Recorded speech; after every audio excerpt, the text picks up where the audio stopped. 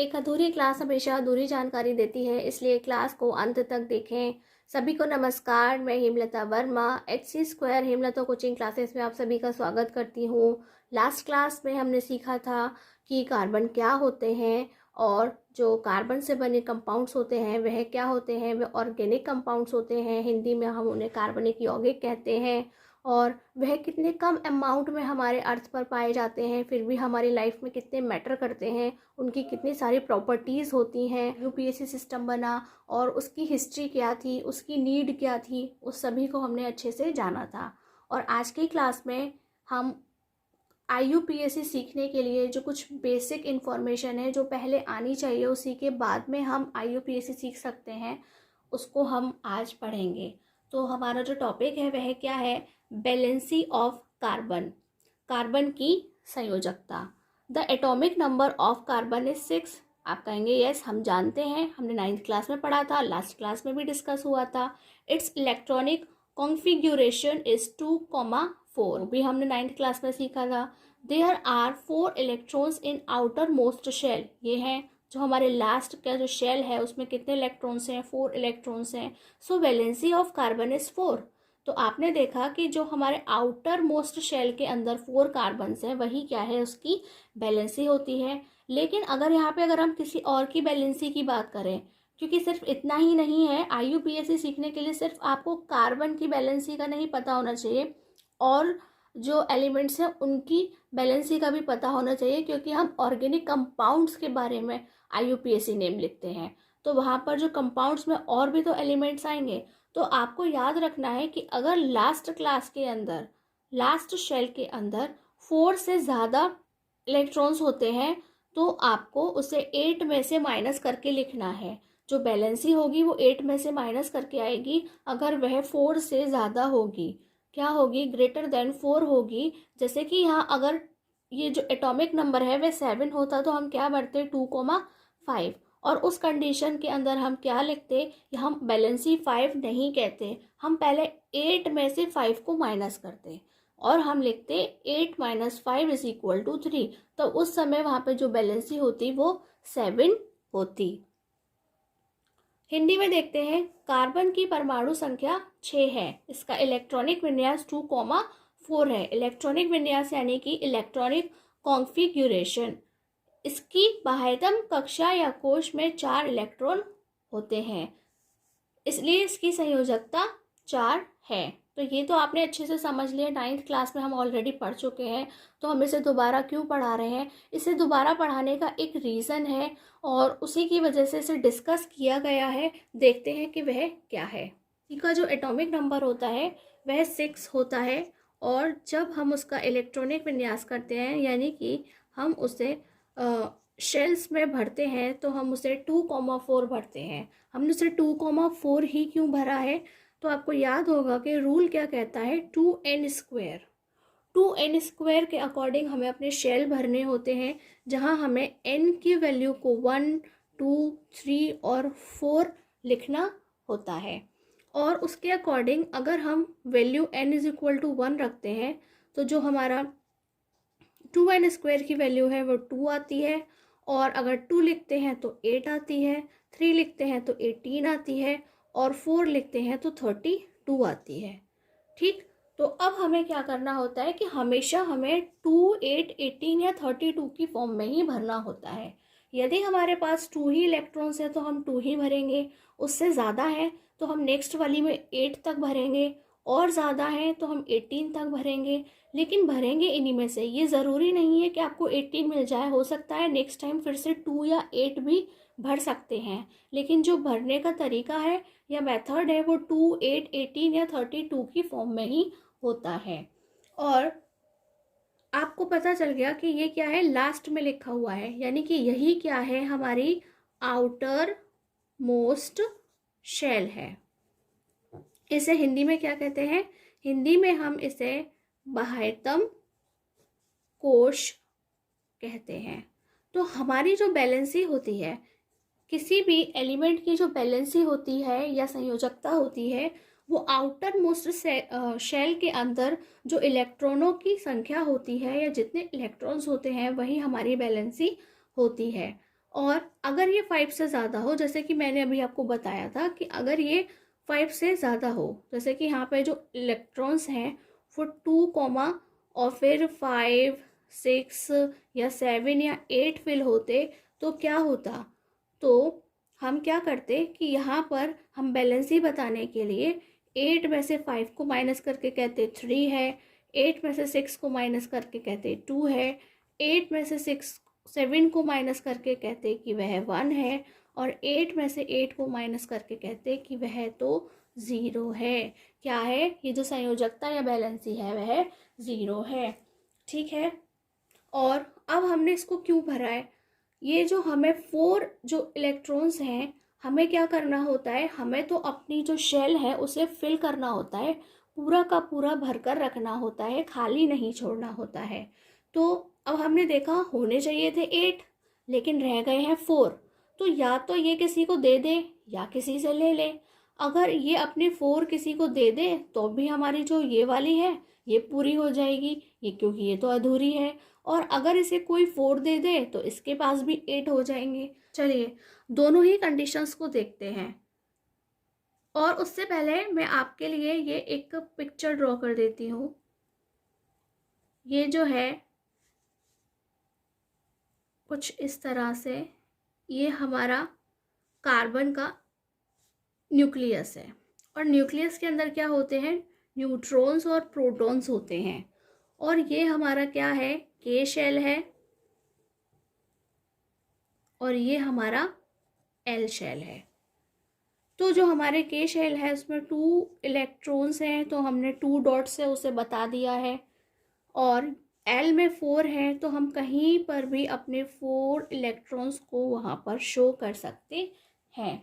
और जो आपको पता होगा कि जो प्रोटॉन्स हैं, किसी भी न्यूक्लियस यानी कि नाभिक के अंदर प्रोटॉन्स की जो संख्या होती है वह कितनी होती है? जितना उसका एटॉमिक नंबर होता है, और उतने ही उसके अंदर इलेक्ट्रॉन्स भी होते हैं। हमारे पास जो प्रोटॉन्स हैं वह कितने हैं? प्रोटॉन को हिंदी में भी प्रोटॉन ही कहा जाता है। वह कितने हैं? वह हमारे पास 6 हैं।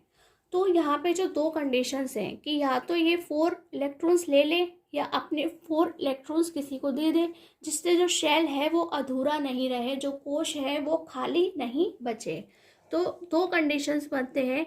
इफ गेन, अगर वो किसी से ले ले तो क्या होगा? उसमें 4 का ये जो हमारा कार्बन है उसमें 4 का माइनस चार्ज आ जाएगा। माइनस चार्ज का मतलब क्या है कि उसने बोरो कर लिए हैं, उधार ले लिए हैं, इसलिए उस पर माइनस चार्ज लगाया गया है। तो ऐसी सिचुएशन में क्या होगा? ये कितना हो जाएगा? 2,4 + 4, यानी कि टोटल इलेक्ट्रॉन्स 10 हो जाएंगे। तो क्या कहेंगे? ये है पॉसिबल नहीं है। यह क्यों पॉसिबल नहीं है? कि ये जो 6 प्रोटॉन वाला न्यूक्लियस है, यानी कि 6 प्रोटॉनों वाला हमारा नाभिक है, उसके अंदर इतनी क्षमता ही नहीं है कि वो 10 इलेक्ट्रॉन्स को रख सके। ठीक है, या उसे कहेंगे धारण कर सके। तो हम लिखेंगे अनेबल टू होल्ड, यानी कि वो उसके लिए संभव ही नहीं है।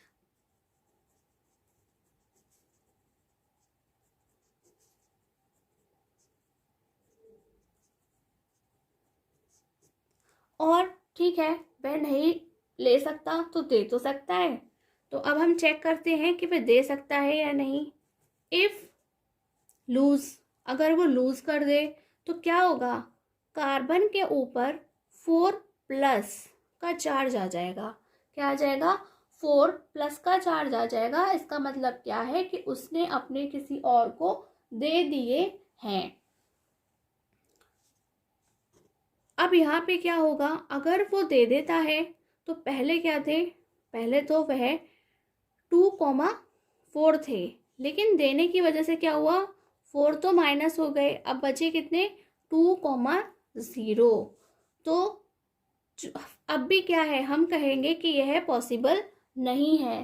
तो यह पॉसिबल क्यों नहीं है? उसका रीज़न यह है कि ये जो 6 प्रोटॉन वाला न्यूक्लियस या नाभिक है उसे इन 4 इलेक्ट्रॉन्स को किसी और को देने के लिए बहुत सारी एनर्जी की ज़रूरत पड़ेगी। किसकी ज़रूरत पड़ेगी? Need so much energy. उसे बहुत ज़्यादा एनर्जी की ज़रूरत पड़ेगी और वह उसके पास नहीं है। अत्यधिक ऊर्जा की आवश्यकता।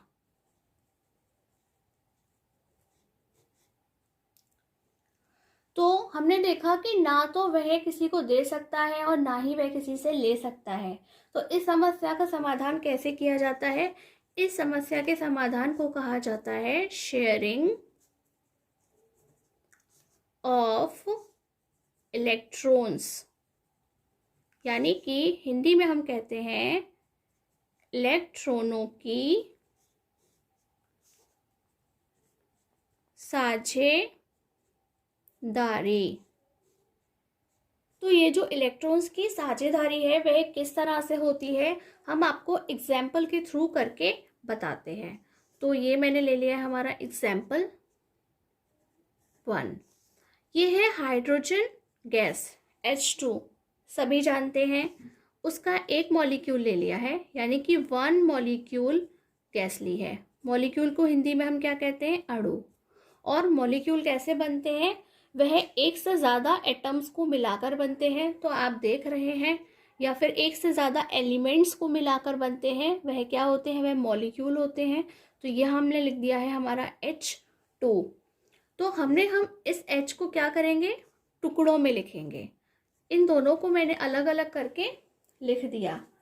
और आप जानते हैं कि जो हाइड्रोजन है वह पीरियोडिक टेबल यानी कि आवर्त सारणी में किस स्थान पर आता है? वह फर्स्ट नंबर पर आता है, यानी कि उसका एटॉमिक नंबर क्या है? 1 है। तो जब हम इसका इलेक्ट्रॉनिक कॉन्फ़िगरेशन करेंगे, यानी कि इलेक्ट्रॉनिक विन्यास करेंगे, तो वह 1 ही रहेगा। किस हिसाब से अपने इलेक्ट्रॉन्स को भरते हैं? 2, 8, 18, 32। लेकिन यहाँ पर तो 1 ही है, यानी कि जो इसका फर्स्ट वाला शेल या कोश है वो भी फिल नहीं हो पाया, वह भी अभी क्या है? खाली है, उसके अंदर भी ब्लैंक स्पेस बचा है। तो हम उसके जो फर्स्ट है, यानी कि अब हमारे लिए बैलेंसी क्या है कार्बन की? वही है, यही इसका आउटर मोस्ट शेल है। इसमें इलेक्ट्रॉन्स कितने हैं? एक ही है, 1 है। तो हम उसे एक क्रॉस से इंडिकेट कर रहे हैं कि इनके पास एक इलेक्ट्रॉन है और इनके पास भी क्या है? एक ही होगा। हाइड्रोजन चाहे जितने भी आ जाएं, जब उनकी बैलेंसी क्या है? 1 है, यानी कि संयोजकता 1 है, तो क्या होगा? 1 ही लिखा जाएगा। और मैं इन्हें सर्कल में बंद कर रही हूँ। ये सर्कल में बंद करना ना करना यहाँ पर आपकी और हमारी मर्जी पर निर्भर करता है, एज योर विश। और अब ये चाहता है कि इसके जो है वह एटलीस्ट 2 हो जाए, जिससे शेल कंप्लीट हो जाए। अभी तो वह खाली है, तो अगर ये इसे अपना दे देता है तो इसका पूरा हो जाएगा, लेकिन ये खाली हो जाएगा। और अगर ये इसे अपना देता है तो इसका फिल हो जाएगा, ये खाली रह जाएगा। लेकिन ऐसा करने से क्या होगा कि किसी एक की ही डिमांड्स फुलफिल होंगी और दूसरे की नहीं होंगी।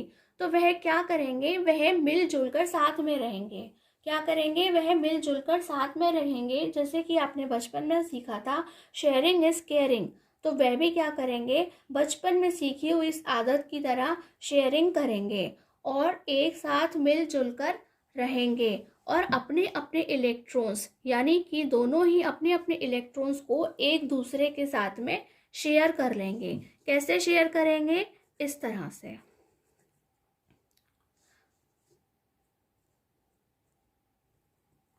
ये इसके साथ भी रहेगा और ये इसके साथ भी रहेगा। ये आप इसे इस तरह से समझ सकते हैं कि ये है ना, 2 स्कूल के बच्चे हैं, एक क्लास में पढ़ते हैं, क्लासमेट्स हैं, और इन दोनों के पास ही शार्पनर नहीं है और इनके पास जो अमाउंट है वो भी पूरा नहीं है। तो ये दोनों ही क्या करेंगे? मिलकर के उसे परचेज कर लेंगे, खरीद लेंगे, और उसके बाद जब इन्हें ज़रूरत होगी तो ये दोनों ही उसका इस्तेमाल कर लेंगे। तो वह इस तरह से एकजुट हो जाएंगे, एक साथ मिलके रहेंगे, जिससे दोनों का ही काम पूरा हो जाए। तो यहाँ हमने देखा ये जो इलेक्ट्रॉन्स हैं वे किस तरह से हैं, पेयर में हैं, यानी कि जोड़े में हैं, और शुद्ध हिंदी में कहें तो वह युग्म में है। और इसका क्या अर्थ है कि यह दो इलेक्ट्रॉन्स हैं, इसी को हम पेयर कहते हैं। और हमने देखा कि दोनों ही जो हमारे इलेक्ट्रॉन्स हैं एक दूसरे के पास जा रहे हैं, यानी कि एक एक इलेक्ट्रॉन ही साझा किया गया है, शेयर किया गया है। इसलिए हम उसे किस तरह से लिखते हैं, H डैश H। कैसे लिखते हैं, H डैश H। ये जो डैश है या लाइन है उसी को हम क्या कहते हैं, उसको हम सिंगल बॉन्ड कहते हैं। क्या कहते हैं, सिंगल बॉन्ड कहते हैं। और हिंदी में हम उसे एकल बंध कहते हैं। क्या कहते हैं, एकल बंध कहते हैं, या आबंध भी कह देते हैं। तो अगर यहाँ पे इलेक्ट्रॉन्स, अगर दोनों ही एलिमेंट्स अपने एक एक इलेक्ट्रॉन को शेयर करेंगे तो हम उसे एक सिंगल लाइन से शो करेंगे और उसे ही क्या कहा जाएगा, सिंगल बॉन्ड कहा जाएगा। हम इस तरह से बार बार बनाएंगे नहीं, फाइनली क्या लिख देंगे, H सिंगल बॉन्ड H लिख देंगे और उन्हें बता देंगे कि ये सिंगल लाइन बता रही है कि इन दोनों ने ही अपने एक एक इलेक्ट्रॉन को एक दूसरे के साथ में शेयर किया है या साझेदारी की है। इसका एक दूसरा एग्जाम्पल देखते हैं कि वह क्या है। यहाँ हम लिखते हैं एग्जाम्पल 2। ये मैंने लिख दिया है HCl। आप सभी जानते हैं HCl क्या होता है। HCl यानी कि हाइड्रोक्लोरिक एसिड, हाइड्रोक्लोरिक अम्ल कहते हैं। और यह किससे बना है, ये हाइड्रोजन और क्लोरीन के एक एक एलिमेंट से मिलकर बना है। तो हम इसे भी लिख लेते हैं, जैसे हमने इन्हें अलग लिखा था ऐसे हम इन्हें भी अलग लिख लेते हैं। ये हमारा हाइड्रोजन है, ये हमारा क्लोरीन है। तो हम देखेंगे कि हमें पता है हाइड्रोजन की जो बैलेंसी या संयोजकता है वह क्या है, 1 है।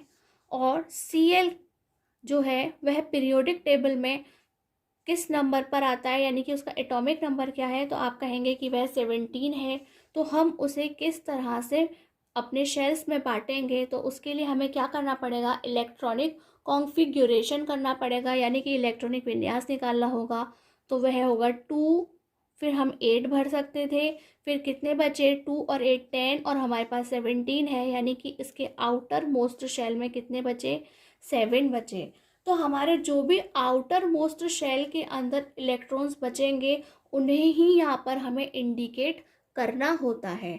तो मैं H को क्रॉस से इंडिकेट कर रही हूँ और ये जो हमारे क्लोरीन के इलेक्ट्रॉन्स हैं उन्हें डॉट से इंडिकेट कर रही हूँ, इस तरह से 1 2 3 4 5 6 7।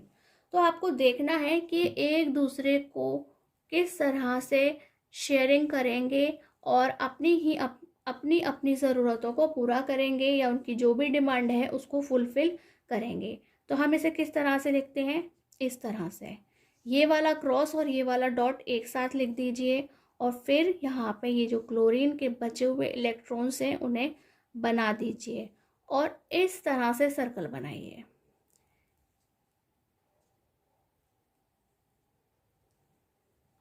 देखिए हाइड्रोजन के पास में 2 इलेक्ट्रॉन्स हो गए हैं और जो हमारा क्लोरीन है उसके पास में पूरे 8 इलेक्ट्रॉन्स हो गए हैं, यानी कि दोनों का ही जो आउटर मोस्ट शेल है वह फुलफिल हो गया है। यहाँ पर एटलीस्ट 2 हो सकते थे और यहाँ पे एटलीस्ट हम 8 फिल कर सकते थे, इसलिए यहाँ पे दोनों का ही जो आउटर मोस्ट शेल है वह कंप्लीट हो गया है। यानी दोनों ने ही क्या क्या करा है, अपने अपने एक एक इलेक्ट्रॉन को शेयर कर लिया है एक दूसरे के साथ में, या फिर क्या कहेंगे एक दूसरे के साथ एक पेयर इलेक्ट्रॉन यानी कि एक युग्म इलेक्ट्रॉन को उन्होंने साझा किया है।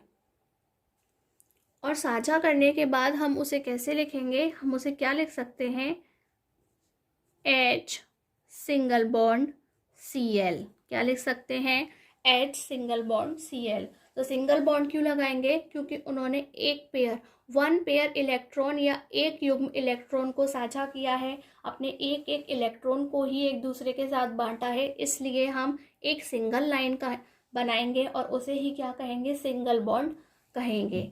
एक एग्जाम्पल और लेते हैं, थोड़ा डिफर लगेगा आपको देखने में। ये हमारा एग्जाम्पल नंबर 3 है। ये है CH4। लास्ट क्लास में काफ़ी डिस्कस किया गया है। यह क्या है? ये मीथेन है। क्या है? ये हमारी मीथेन गैस है। और यहाँ पर आपने देखा कि जो कार्बन है वह एक ही एलिमेंट है और जो हाइड्रोजन है उसके 4 एलिमेंट्स हैं। तो वह हम किस तरह से ड्रॉ करेंगे कि आपको पता है कि ये जो कार्बन है उसके अंदर कितने इलेक्ट्रॉन्स होते हैं? तो आप जानते हैं कि उसके आउटर मोस्ट में 4 इलेक्ट्रॉन्स होते हैं। कितने? 4 इलेक्ट्रॉन्स होते हैं। और जो हमारा हाइड्रोजन है, क्या है? हाइड्रोजन है, उसमें एक ही होते हैं। लेकिन हमारे पास यहाँ कितने हाइड्रोजन है? हमारे पास तो यहाँ 4 हाइड्रोजन है। और यहाँ पर हम एक बार साइड में लिख के भी बता देते हैं, सी का जो इलेक्ट्रॉनिक कॉन्फ़िगरेशन होगा या इलेक्ट्रॉनिक विन्यास होगा वह क्या होगा? वह 6 नंबर पर होता है, इसलिए हम उसे 2,4 लिखते हैं। और जो हाइड्रोजन है वह पीरियोडिक टेबल में फर्स्ट नंबर पे ही होता है, तो उसका 1 होता है। ठीक। तो अब हमने देखा कि अब अगर हमें 4 हाइड्रोजन्स के साथ बनाना है तो हम कैसे बना करके दिखाएंगे। तो हम कुछ इस तरह से, ये हमने सी लिया और उनको एक एक डायरेक्शन में उसका एक एक इलेक्ट्रॉन्स रख देते हैं। और हमारे हाइड्रोजन कितने? 4 हैं, तो हम उन्हें भी उन चारों ही डायरेक्शंस के अंदर एक एक हाइड्रोजन बना देते हैं। और उनके पास सभी में क्या होगा? एक एक फ्री इलेक्ट्रॉन है। फ्री इलेक्ट्रॉन का मतलब क्या है? एक एक खाली है। उसे इस तरह से हम बना देंगे और उसके बाद इस तरह से अपनी अपनी डिमांड्स को वह फुलफिल करेंगे। हाइड्रोजन को क्या चाहिए था? एक चाहिए था, यानी कि सभी हाइड्रोजन एलिमेंट्स को एक एक इलेक्ट्रॉन चाहिए था। इस तरह से इन सभी हाइड्रोजन्स ने अपनी डिमांड फुलफिल कर ली है। और ये जो कार्बन है इसके पास 4 थे और इसे 4 और चाहिए थे जिससे 8 हो जाए, तो उसे ये 4 मिल गए। और इस तरह से वह अपनी डिमांड को फुलफिल करेगा। तो आपने देखा कि जितने भी हाइड्रोजन थे उन सभी ने अपना अपना एक एक इलेक्ट्रॉन किसे दे दिया? कार्बन को दे दिया। और कार्बन ने भी सभी जो हाइड्रोजन्स थे उनको एक एक इलेक्ट्रॉन दे दिया है। इसलिए यहाँ पे भी क्या बना है? सिंगल बॉन्ड बना है। तो हम उसे कैसे लिखेंगे? यहाँ हम उसे चारों ओर सिंगल बॉन्ड, जहाँ जहाँ भी शेयरिंग हुई है उन सभी जगह हम क्या करेंगे? सिंगल बॉन्ड बना देंगे। और इस तरह से हमारा स्ट्रक्चर तैयार हो जाता है। और इसी तरह से डबल बॉन्ड और ट्रिपल बॉन्ड भी होते हैं, हम आपको उन्हें समझाते हैं। चलिए एक और एग्जाम्पल लेते हैं, एग्जाम्पल नंबर 4। और इस बार हम लेते हैं ऑक्सीजन गैस को, यानी कि O2। हम यहाँ पर इसका 1 मॉलिक्यूल ले रहे हैं। मॉलिक्यूल को हिंदी में अणु कहते हैं, हमने आपको बता दिया। इलेक्ट्रॉन्स हैं और हम जो हमारे जो बाह्यतम कोश के अंदर इलेक्ट्रॉन होते हैं उन्हें ही हम शो करते हैं। तो मैं इन O को अलग अलग लिख देती हूँ इस तरह से। और उनके जो 6 इलेक्ट्रॉन्स हैं उनको इस तरह से ड्रॉ कर देती हूँ। इसी तरह से यहाँ पे कर देती हूँ। तो ये अपनी जो डिमांड्स हैं उन्हें कैसे फुलफिल करेंगे? इनको दोनों को ही 2 इलेक्ट्रॉन्स की ज़रूरत है, यानी कि 2 इलेक्ट्रॉन्स चाहिए, जिससे यहाँ पे कितने हो जाएं? पूरे 8 इलेक्ट्रॉन्स हो जाएं। उसके लिए वह क्या करेंगे? एक दूसरे के साथ में 2 इलेक्ट्रॉन्स को शेयर कर लेंगे, एक दूसरे के साथ 2 इलेक्ट्रॉनों की साझेदारी कर लेंगे। किस तरह से करेंगे? इस तरह से।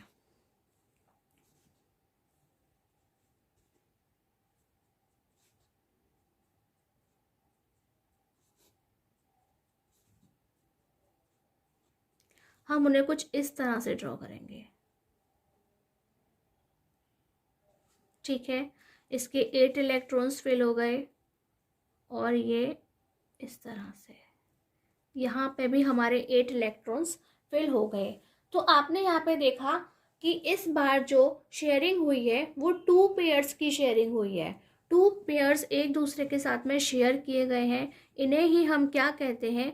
इन्हें ही हम डबल बॉन्ड कहते हैं। और हिंदी में हम कहते हैं द्विबंध। और इसे शो कैसे करते हैं, ये जो हमारे ओ हैं उनके बीच में हम टू लाइंस बनाएंगे। ये जो टू पेयर शेयर हुए हैं इलेक्ट्रॉन्स के, इसलिए हम यहाँ पे टू लाइंस को ड्रॉ करके बताएंगे कि इन दोनों ने ही एक दूसरे के साथ अपने टू टू इलेक्ट्रॉन्स को शेयर कर लिया है, और उसी को हम क्या कहते हैं, डबल बॉन्ड कहते हैं। और इसका एक एग्जाम्पल और लेते हैं हम, एग्जाम्पल नंबर 5, CO2 गैस। तो हमने यहाँ पे CO2 का एक मॉलिक्यूल ले लिया है,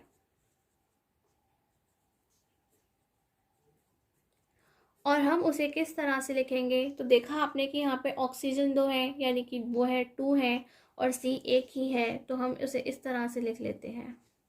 ये हमारे O, ये हमारा, तो मैं इन्हें तो डॉट से शो करती हूँ और इन्हें क्रॉस से शो करती हूँ। तो मैंने इनके 4 और इनके 6 को अच्छे से बना लिया है। तो ये आपस में किस तरह से शेयरिंग करेंगे,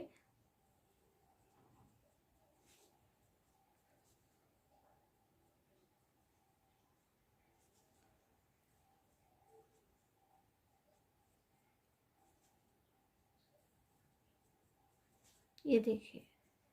सबसे पहले ये जो कार्बन है इसने ले लिए, ठीक है, इसके 8 कंप्लीट हो गए, 4 थे, इसे 4 और मिल गए, और इस तरह से इनका शेल पूरा भर गया है। और इन्हें 2 चाहिए थे, इनके पास 6 थे, ये इन्होंने C से ले लिए, इनके 8 पूरे हो गए।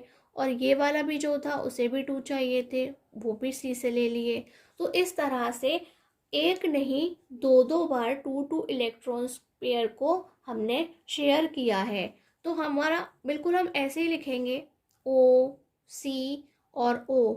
और इन शेयरिंग की जगह क्या बनाएंगे, डबल बॉन्ड बनाएंगे। क्या बनाएंगे, डबल बॉन्ड बनाएंगे, क्योंकि शेयरिंग दोनों ही जगह पर हुई है और 2 पेयर्स की हुई है, यानी कि दो दो युग्म इलेक्ट्रॉनों की साझेदारी एक दूसरे के साथ की गई है। तो इस तरह से आपने सिंगल बॉन्ड और डबल बॉन्ड को देखते हुए इलेक्ट्रॉन की शेयरिंग को देख लिया है। और अब मैं आपको इसे ट्रिपल बॉन्ड में बताती हूँ। तो ट्रिपल बॉन्ड के लिए हम लेते हैं, एग्जाम्पल नंबर 6 है हमारी नाइट्रोजन गैस। ठीक है, हम नाइट्रोजन गैस को लेते हैं। तो हम यहाँ पे नाइट्रोजन गैस का एक मॉलिक्यूल, यानी कि 1 मॉलिक्यूल, एक अणु ले रहे हैं। और जो पीरियोडिक टेबल है उसे उसमें नाइट्रोजन को कहाँ रखा गया है, 7 नंबर पर, यानी कि उसका एटॉमिक नंबर क्या है, 7 है। तो हम उसे किस तरह से फिल करेंगे, 2,5 इस तरह से करेंगे। तो हमने देखा कि उसका जो आउटर मोस्ट शेल है उसमें कितने इलेक्ट्रॉन्स हैं, 5 इलेक्ट्रॉन्स हैं, यानी कि बाह्यतम कोश में 5 इलेक्ट्रॉन हैं। तो हम N को दोनों जगह, यानी कि 2 जगह लिखते हैं, और 5 इलेक्ट्रॉन्स को शो करना है, इस तरह से लिख सकते हैं। तो मैंने यहाँ पे 3 ही इलेक्ट्रॉन्स को क्यों लिखा है, 3 इलेक्ट्रॉन्स को इसलिए शो किया है क्योंकि हमें पता है कि अगर यहाँ पे 3 इलेक्ट्रॉन्स आ जाते हैं तो यह पूरा 8 कंप्लीट हो जाएगा, इसलिए इस तरह से हमने इसे लिखा है। और जब ये आपस में मिलेंगे तो किस तरह से मिल रहे हैं,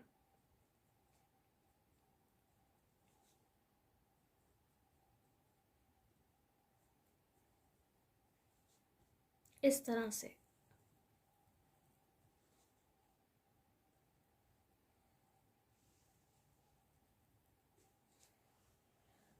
ठीक है, इनके भी 8 इलेक्ट्रॉन्स पूरे हो गए और इनके भी 8 इलेक्ट्रॉन्स पूरे हो गए। और यहाँ कितने पेयर्स की साझेदारी की गई है या शेयरिंग की गई है, तो आप कहेंगे 3 पेयर्स की।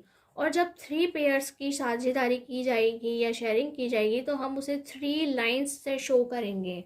और वही 3 लाइन्स क्या हैं, हिंदी में हम उसे त्रिबंध कहते हैं, त्रिबंध कहते हैं। इसका हम एक एग्जाम्पल और करते हैं, वह एग्जाम्पल नंबर 7, वह है C2H2। यह क्या है? यह एसिटिलीन गैस है और उसका भी हम एक मॉलिक्यूल ले रहे हैं। आप अगर नाम भूल जाएं तो सभी गैसेस के नाम साथ में लिख सकते हैं। मैंने आपको सिंबल से बताया है, आप लिख सकते हैं सभी गैसेस के नाम। तो ये एसिटिलीन गैस है और यहाँ पर किस तरह से शेयरिंग होती है। देखा यहाँ पे Cb2 है और Hb2 है, तो हम उन्हें किस तरह से लिखेंगे। और आप जानते हैं कि हम C को किस तरह से फिल करते हैं, 2,4। और जो H है उसमें एक ही इलेक्ट्रॉन होता है, 1 ही इलेक्ट्रॉन होता है, हम उसे इस तरह से लिखते हैं। तो हमने देखा Cb2 है, Hb2 है, तो ये मैंने अपनी ये C, ठीक है, और ये हमारा दूसरा C, और आपको अब हम इसको शो करते हैं। तो हमारे यहाँ पे 4 इलेक्ट्रॉन्स होंगे, तो मैं उसे डॉट से शो कर रही हूँ।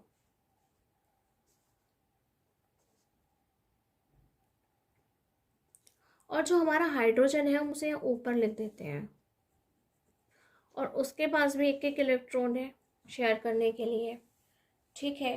तो वह किस तरह से अपनी डिमांड्स को फुलफिल करेंगे, तो हम देखते हैं यहाँ पर। ऐसा नहीं है कि मैं इन्हें ऊपर ही लिख सकती हूँ, मैं इन्हें यहाँ भी लिख सकती हूँ, मैं इन्हें नीचे भी लिख सकती हूँ।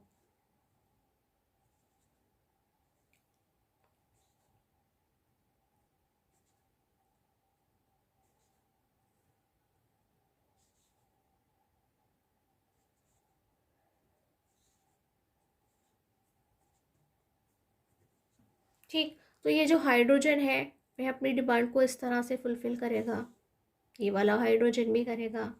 और ये जो C है वह इस तरह से करेगा। 8 कंप्लीट हो गए, 6, 7, 8, और इसी तरह से ये करेगा।